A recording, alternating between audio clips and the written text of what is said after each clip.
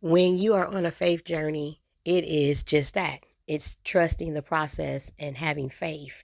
So you're believing. To walk by faith and not by sight is to believe. You have to believe in God and God calling the person who is leading you.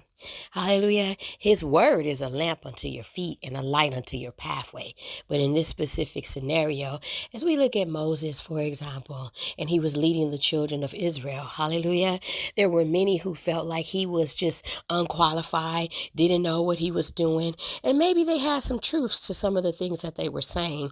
And you have to know that God will call the unqualified and qualify their call, because it's going to be revelation that it's God who gets the glory, not the person in which he called, which is why he's constantly reminding us at all times to stay humble.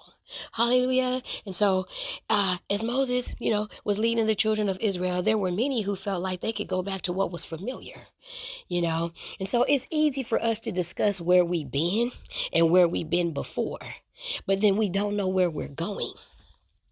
And so there's fear that can come in. And so it's easier to curl up in a position that's comfortable, because at least you know where you've been and you know where you've been before. But the only thing about that is, for example, you can begin to predict what you feel is going to happen because you've been there before. Hallelujah. And so it's like, for a restaurant, for example, oh my God, the line is so long, the wait is so long, what you want to do. All of a sudden you start offering all these recommendations and a bunch of advice because you've been there before. And in some instances, those are good things to do. But in the instances of having a faith journey and walking by faith and not by sight, nor walking by what you've, experienced before, you have to just trust the process. You have to trust in knowing where you're going because you're walking with God.